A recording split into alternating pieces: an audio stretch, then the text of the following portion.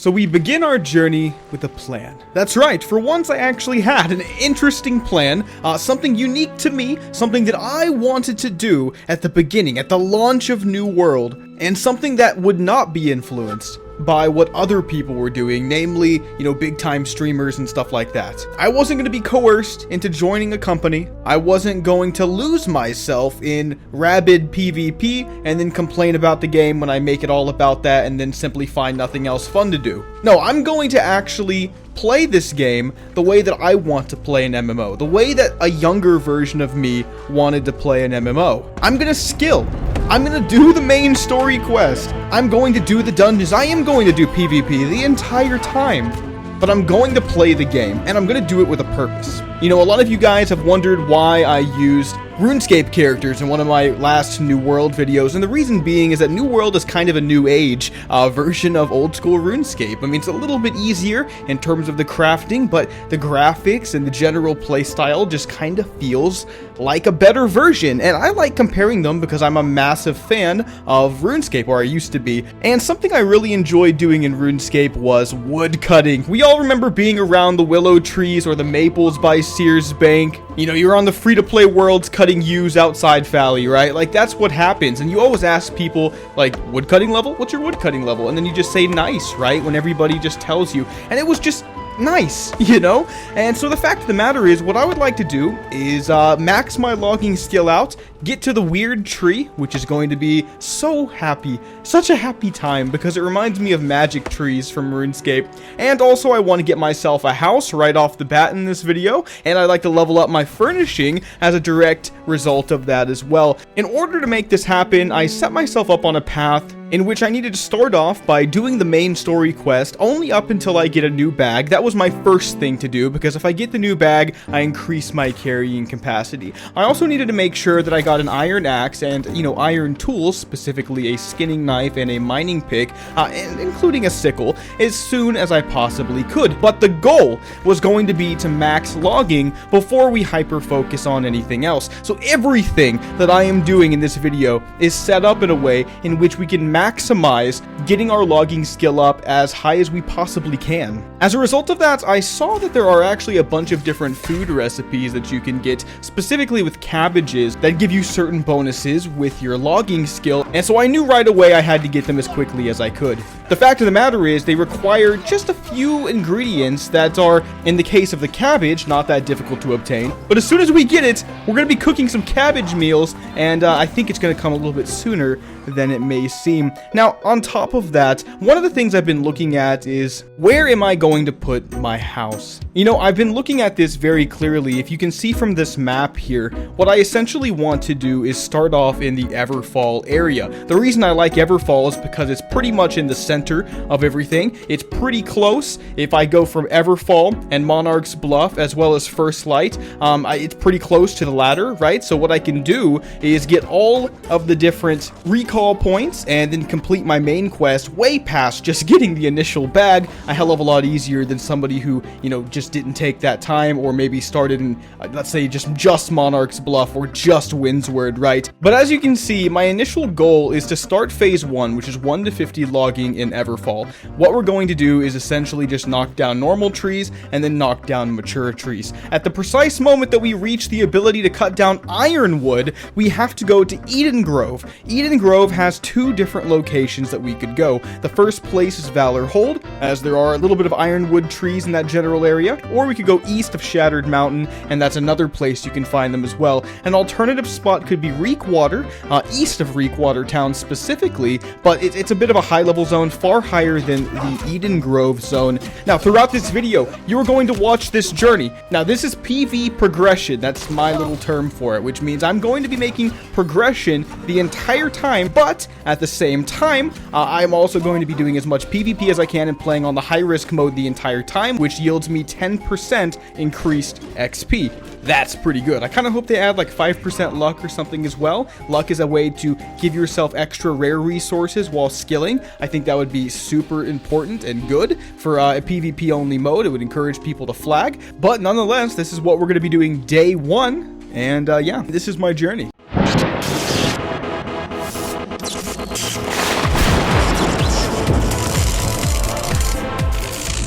So unfortunately for me, the city that I was going to base myself in and get my first house in just got taken over by a rival faction. I'm green, okay? And I chose green specifically because green is my favorite color, and that is literally it. But the point is, I don't know if that's going to affect me getting a house. I think that actually means I'll be taxed more, which just kind of sucks. So we either deal with the taxation, move to Windsward, or find a new place to get a house. That is just beautiful. So that's the chest I want to get my hands on right now. How do you get up there? Do you just jump? Oh, wow. Yeah.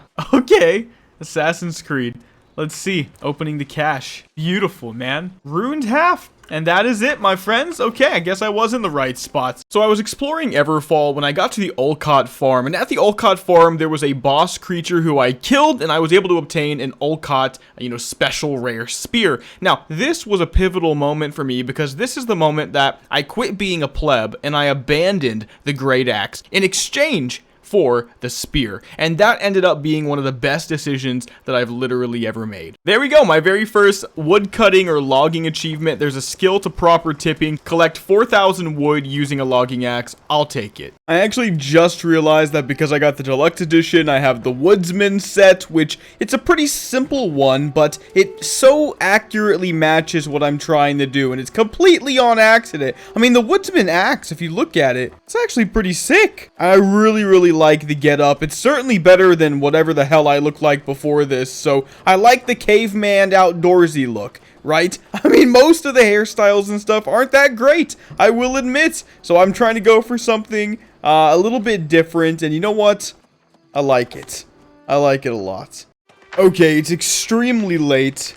We've made some pretty good progress. 70 logging, 78 woodworking, a bunch of minor things here and there, but that's the main thing that we've got so far. In terms of my weapon skills, we're also doing pretty good. 8 with the great axe, 6 with the spear, and 8 with the hatchet. I was using the great axe for a bit, but when I acquired this blue Olcott cutter, it was a random chance, by the way. Just got it off of a boss, I think, or a world boss at the Olcott farm or something. But when I got it, I thought, you know what, let's try it, right? Both my hatchet and my spear scale off the same thing, which is strength and dex, and I'm doing something off the beaten path because the whole point is to explore, theory craft, be my own person, not necessarily just like follow the group mentality. And what I've decided to do is go for an interesting little route. I took 50 points in Constitution to not only make my potions better and my food, but also give me more logging speed, which is essential for what I'm doing right now, which is focusing on logging.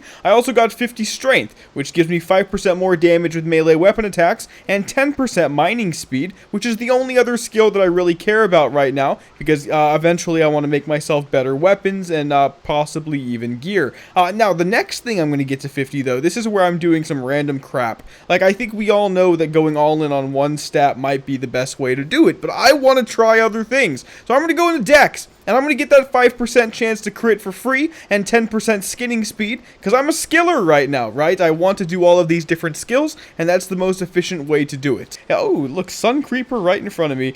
Guys, just looking at the people fishing together on a random afternoon on a Wednesday, man. Just all hanging out.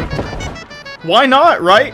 Like, why not? It's just so feel good, man. It just feels like a different time. It feels like RuneScape 2006.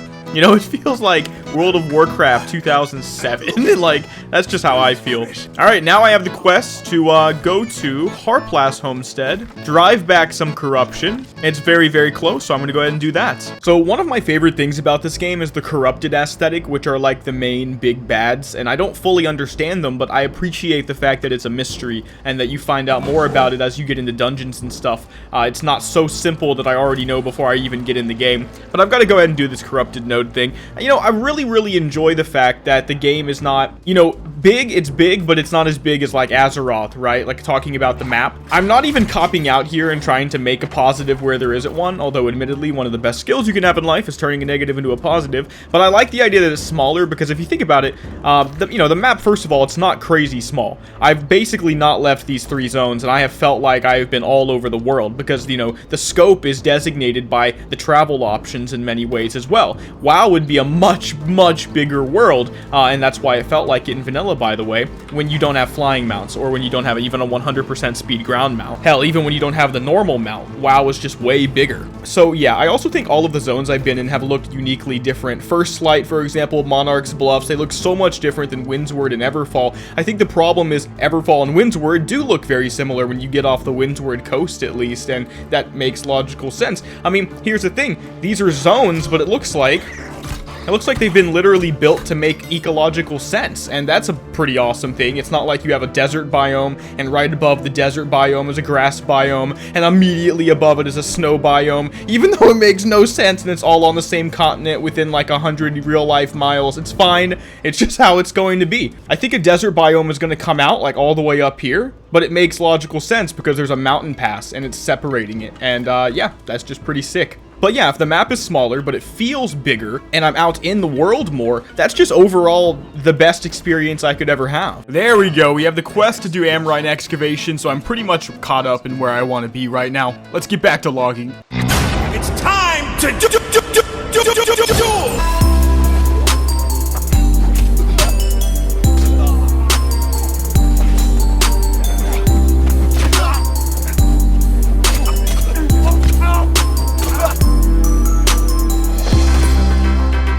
Honestly, I'm a tad surprised at how easy that one was. Me and that guy just sat and stared at each other for a second for no reason, because I think we both understood what was about to happen, but we both were like, okay, but the other person is tame, right? So what do? You know, they're self-aware. They're not just going to kill me for my spade, right? But alas, it had to end the way it had to end, my friend. It was you or me, and it wasn't going to be me. Okay, I'm gonna try something different. I'm gonna go with throwing axes, so stuff like that, and this, and then also the spear is gonna be my main offensive weapon with the perforation right there. We also have this as our stun, and we have a big bleed with some gap closing potential as well. I'm gonna give it a try, just try something different. I want to be a little bit stronger for PvP out in the open. I had a build that was using the spear, right, was using the hatchet, but it was kind of just what I had happened to have come up with at that moment. It wasn't made to kill players, it was made to just play out in the open world and just experiment. So I'm gonna try something different now, so I'm a little bit less caught off guard when somebody appears.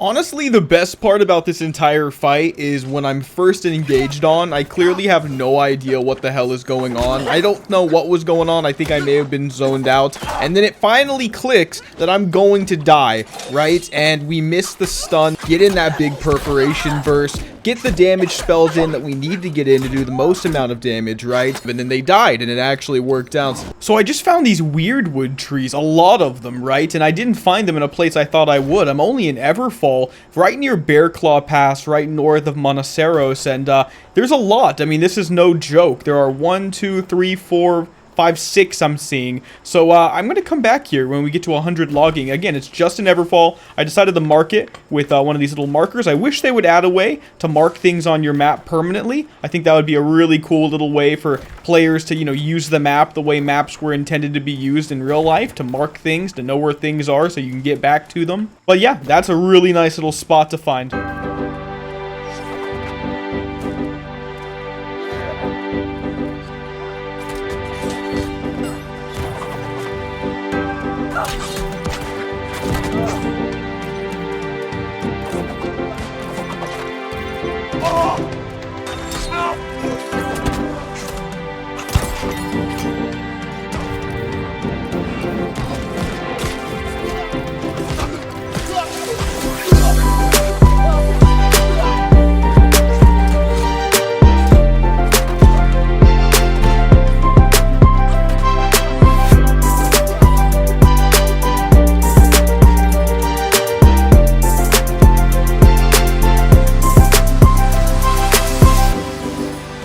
Okay, that is definitely quest porn right there. Like, quest turn-in porn, right? When you have, like, 6 of these different things, it makes you feel so good. You get to turn in all of them at the same time. I'm going back to Everfall, and we'll turn in these 6 quests. I'm curious to see if I can even get a standing level off this, or if the higher I'm getting, the more I'm starting to see that it slows down. Not just a normal amount, but perhaps significantly. We'll see. We'll see. Right now, I am at standing level 11, so 12 would be extremely good, but I'm not sure if 6 quests will bring me up that high. Okay, now I have the A Bit of a Hacker title. This is pretty cute. If you collect 8,000 wood using a logging axe, you get this title. That's pretty sick. It's something that not everybody's going to have, so I'm going to go ahead and use it, and it matches the whole theme I'm going for, too. Feels good, man.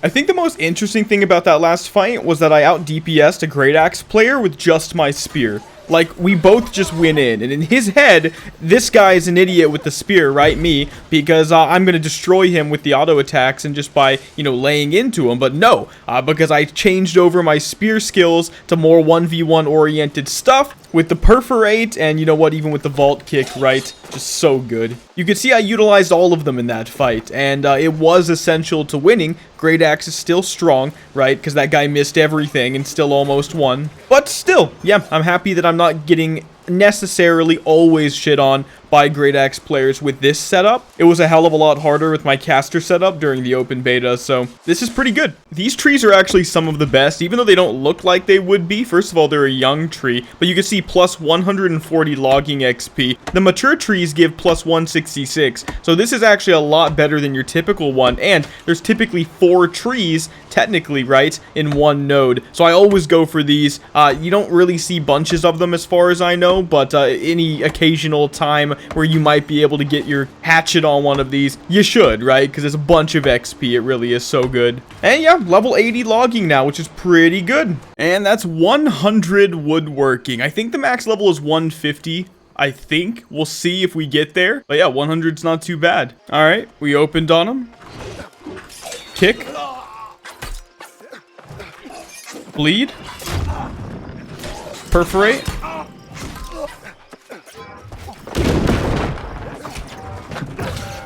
Nice, dodging. Hitting him while he's eating. Uh-oh.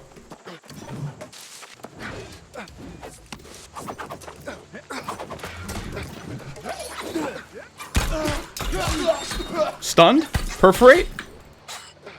Got him. Gotcha. Thanks for the 600 hatchet mastery, man.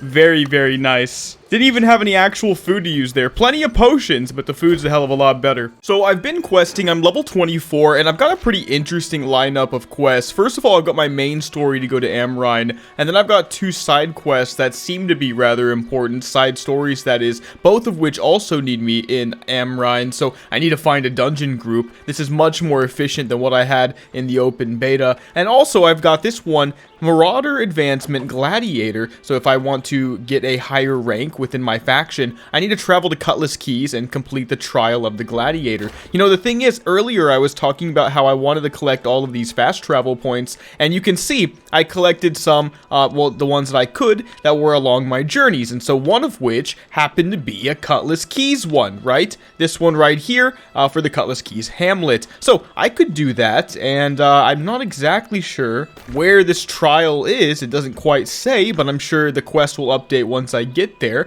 And it's only 43 Azoth, so I think that might be the next thing we do. But again, after that, Amrine is somewhere we need to be, and we've still got to get quite a few logging levels. These are my trade skills so far, and you can see 100 woodworking, of course, and 82 logging. So we need 18 more levels for weird wood, and then after that, ironwood awaits us.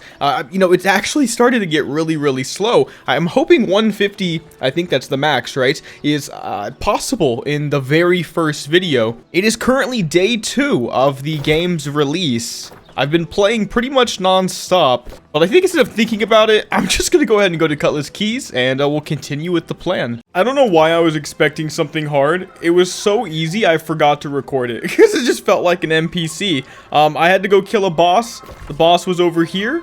He's dead now. I got a new fast travel point.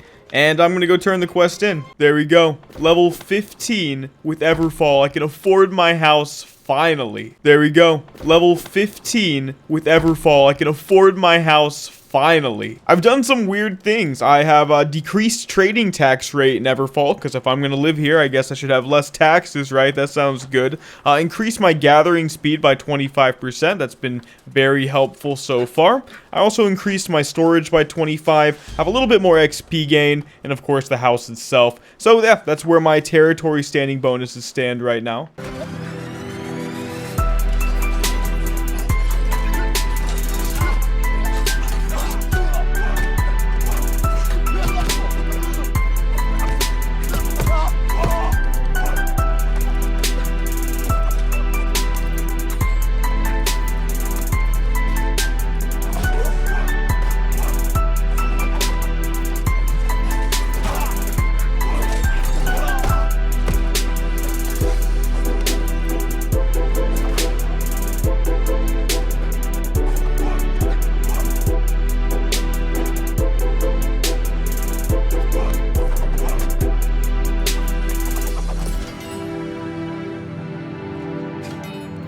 Okay, so I think I may have actually grossly underestimated exactly how easy New World crafting professions were going to be to level. I thought it could potentially be like World of Warcraft to some degree, but slightly more, time consuming, perhaps, maybe. But basically, I thought it was going to be easy. I thought it was going to be fast. I thought I could bust out 150 in the first 2 days of the game and still play the game, right?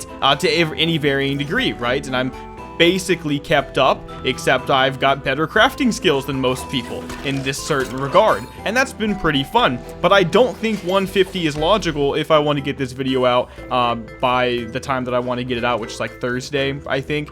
So we'll probably have to reach 150 in episode 2, and of course you can let me know if you want to see an episode 2 by liking the video right now if you haven't already. So yeah, make sure to do that. But the main thing to keep in mind right now is that I'm still going to have to achieve something with logging, right, before we end the video. And I think what that something is going to be access to the weird tree. I really want it. I talked about it in the beginning of the video. And if I'm just honest with you, just getting to that tree was the entire motivation behind leveling in the first place. Logging, that is, making that the first thing I focus on. So I think it's a pretty nice goal, and still pretty proud of it nonetheless, even though it's not quite 150 in the first video. It's not like it was that deep to begin with. It was just a goal. We've done everything else we need to do. So at this point, we've just got to get to 100 logging. And, of course, solidify that house. Which we will in a moment, don't worry. I gotta say, the throwing axe, pretty freaking sick. I honestly didn't know if I was going to like it. I was a little, iffy on the hatchet, but if I'm honest, like I said, it's been not only strong, but incredibly effective. And I was actually thinking to myself, how good is it as a ranged weapon? Can I compete, that is, with the likes of the bow and arrow or the musket? And as you saw in that last fight, I was able to nail a guy from a distance with his hit scan musket, okay? And get him with something that's not only a projectile. Look, I just missed that skelly, okay? The hitbox is small, but it's not just that, but it throws at a little bit of a, what would you call it? Like a curve, right? At an angle to some varying degree. Is a little bit, you're lobbing it, right? You're lobbing the projectile, and it's a little bit more difficult than something that shoots in a straight line. I don't know. I think it was pretty interesting that it still competes in those short distances. So yeah, 100 logging. Let's get that house. Let's make it happen. Okay, I guess we're doing our very first Amrine excavation in this video too. I will take it. Just got into a group and it's 12:30 at night. I will definitely take it. We could still bust out the logging level we need soon enough. I'm at 85. Got a few levels before I got into the group. We might actually get a lot of woodworking levels too. The one thing I'm running out of is sandpaper, which I use to make timber, and that's found in villages and stuff, which I've been doing less of because I've been focusing on, you know, so many different little things, which has been a lot of fun. Once I can start cutting down the weird tree, I'm going to cut down a bunch of them and see if I can sell it for anything, like at all, on the auction house. Or the trading post, whatever. Alright, first elite supply chest. You find them, I guess, throughout the dungeon. Yay, more sandpaper. Damn, I'm over encumbered. Okay, I've got to get some crap out of my inventory. Alright, I can just, ooh, that's actually better than what I have. Okay, let's use that. Just salvage all the other stuff. Okay, I can use that too. It's pretty good.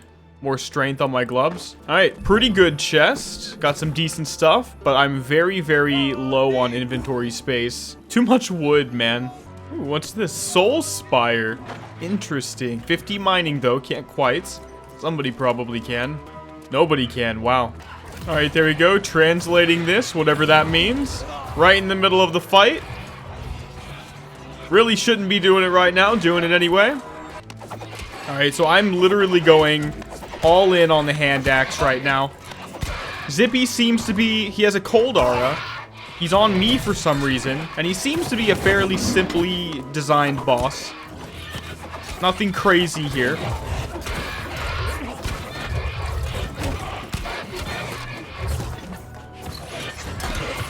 He is on me the entire time though, which it's interesting. I'm not the tank. All right, loots. Nice, good stuff. Oh, 13 strength on that. It's heavy, though. What I like about this medium armor is that there's actually chain on it. Isn't that neat that I'm not just in leather of some kind? Okay, Safety Officer Richards. The names for things are just bizarre. I mean, I respect the fact that it's called New World, and so they can do whatever the hell they want. But it's like modern people names from like modern Western America, which I'm fine with, by the way. I have no issue with those names. I personally possess one of them in real life. But it's like those names, but in a weird, interesting medieval fantasy / colonialism era. Yeah, you know what I'm talking about. It's just interesting. Also, it's on a Call of Duty zombie. Ooh, pretty easy though, by the way. Nice. Decent loot off that, apparently. Let's see. Rapier of the Duelist, get rid of. Shield, get rid of. Okay, Desecrated Cloth Hat of the Brigand, don't need, get rid of. Alright, I'm good. Can just salvage everything. Easy mode. I literally bought 100 common potions for faction currency and a little bit of gold.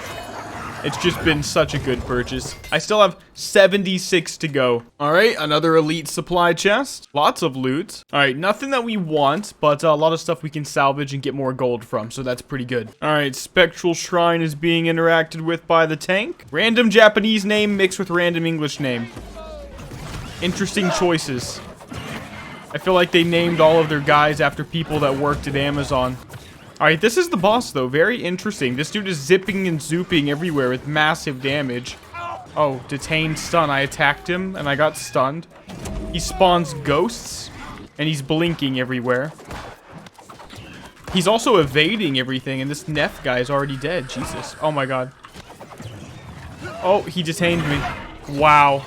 The boss has, like, literal PvP moves, man. Like, he knows. He has to slow me and root me, and then he can cast his AoE. Look at that, man. That's the mechanic. And then he summons the ghosts.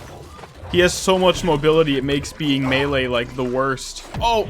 He freaking... Really? What's interesting is that I want to use the excuse that if I'm in melee, I auto-die, but if I'm ranged, I can't even hit him. Because he's zipping and zooping everywhere so much. But honestly, that's kind of just a learn-to-play issue. So I'm just gonna have to practice him. But I like that the boss actually has mechanics that make me think, you know? Like, you guys said in the comments once, just high damage doesn't mean it's like a good, like, encounter, right? Well, this is not just high damage. He has a bunch of different mechanics. The thing is, and what I think makes it different from other MMOs, is that they're not really easily predictable. Like, I really had to interact... Oh! But I had to interact fast, just so I could actually get out of his stuff. It wasn't like they just like put a like a red circle below me and gave me 6 seconds or whatever to react to it, you know? And that's what I mean. That's what I mean. You know, the damage being high, by the way, that's a way to punish you for being bad. And I'm okay. I died twice. That means I was punished twice for being bad at the game, you know? And yeah, I'm a little salty over it, but I'm gonna become a better player, right? I think that's the point. I don't know. I'm really appreciative of the genuinely difficult PvE encounters that I've experienced in Amrine so far. Even though this run is significantly easier than my one in open beta, it's still obviously a challenge. Ooh, a blue ice gauntlet. Don't want that. Dexterity on it. What? All right, strength gun, dexterity staff. And we even have a supply stockpile right here. Let's grab that. All right, strong potion. That's pretty good. We have 6 of those now. We can just get rid of everything else. All right, one more boss to go. I love that on the map, it literally has like a little skull with a crown on it. Simon Gray, we are back. One more of these big dudes, by the way, for one of my quests as well. And one of them is already complete, so that's pretty good. You know, I don't know if just throwing the hatchet is better. I feel like just walking up and doing this is just better DPS. Could be wrong, but the hatchet's fun, right? And obviously things are still dying to where I feel like I'm actually participating and contributing significantly. I can feel my damage making a difference. That's good. All right, there we go. Last part of that quest. All right, this should be it soon enough. And here we go, guys. Nice. Victory. There we go. Expedition complete. First one. Bunch of quests off this too. All right, let's salvage all of that. Even more loot up here. All right, we got some Azoth used for traveling. A spear we can get rid of. A rapier to get rid of. Boots to get rid of. A hat to get rid of. Okay. Just a bunch of salvageable stuff. And here's the heart gem. Nice. Look at that, guys. 4 really good big quests done. That's gonna be sick. That should be level 25, actually. So yeah, let's get out of here. Yeah, I just surrendered my soul. Won't be the first time. Alright, I'm becoming a soul warden. Seek out a covenant leader in Brightwood. Okay.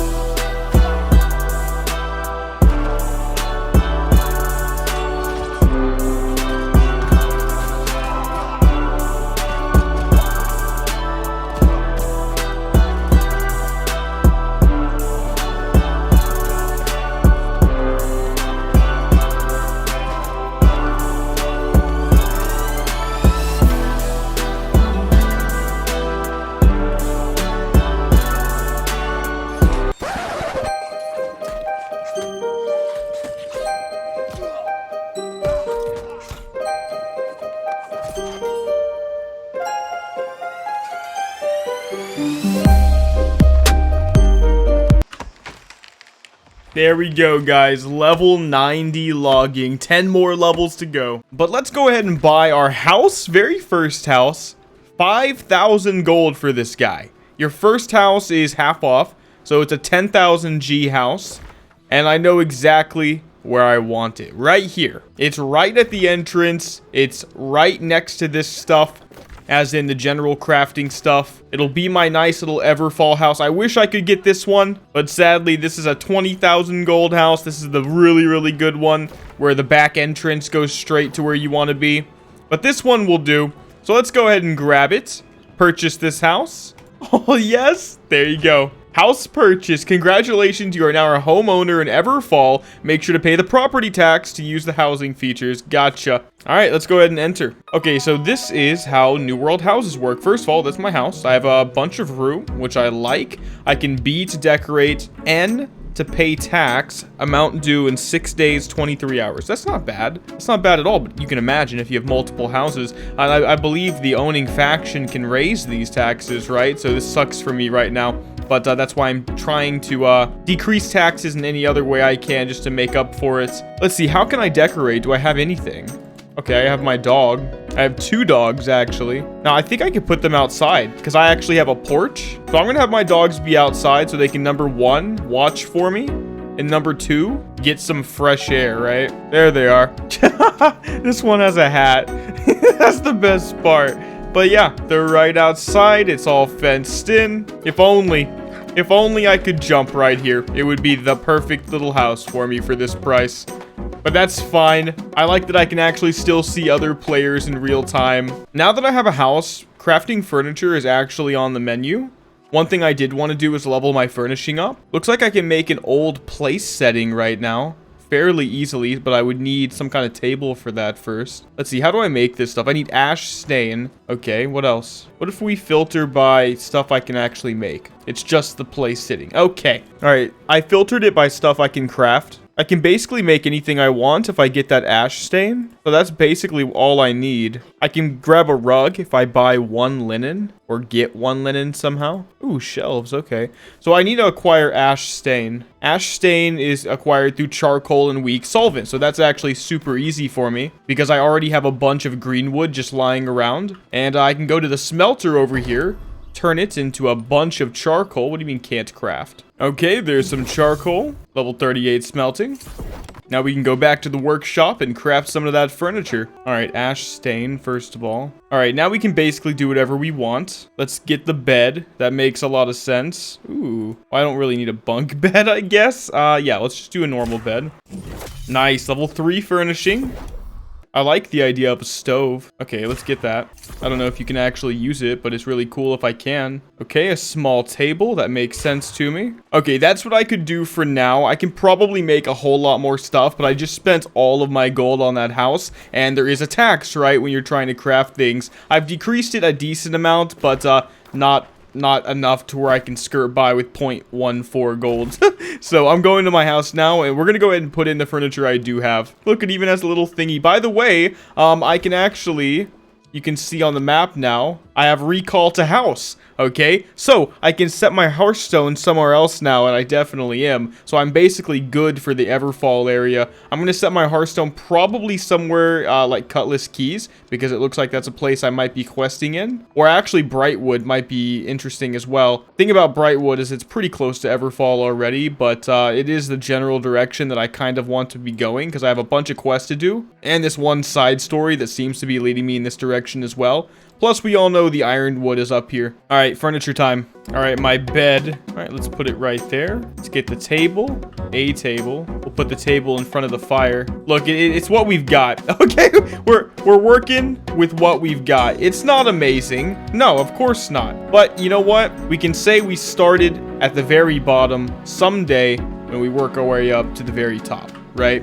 So, yeah, there we go. My settler stove. Guess I could put this like right here, and there we go. This is my little starter house. You know what? It's kind of weird, awkward that I would just, you know, just be sitting at this table, sitting and staring at my fire by myself. But it's what we've got, okay?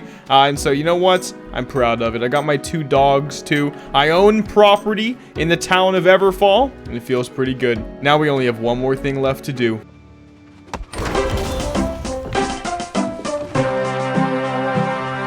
There we go, guys. Access to the weird wood tree. It is very, very late at night. It might not look it in game, but it is for me in real life.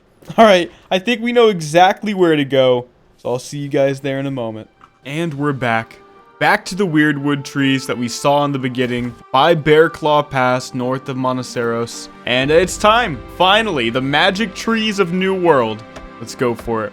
It's a hell of a lot slower than the mature tree. I cannot wait to upgrade my axe, by the way. I've been using a steel axe for quite a bit, and this is just exciting.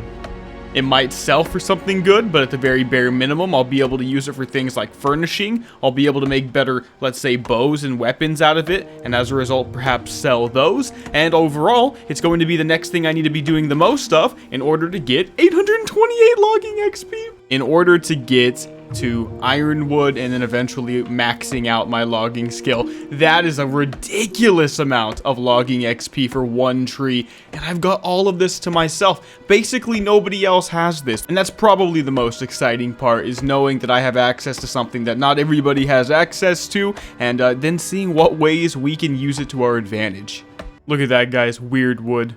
All right, we did it. Well, guys, that is going to be the end of this episode. If you guys enjoyed it, make sure to give it a like and to subscribe. If you want to see more New World, more of this journey, just let me know again by smashing the like button. I hope you guys enjoyed it as much as I did, but I'll see you guys in the next video. Mcdoubles out.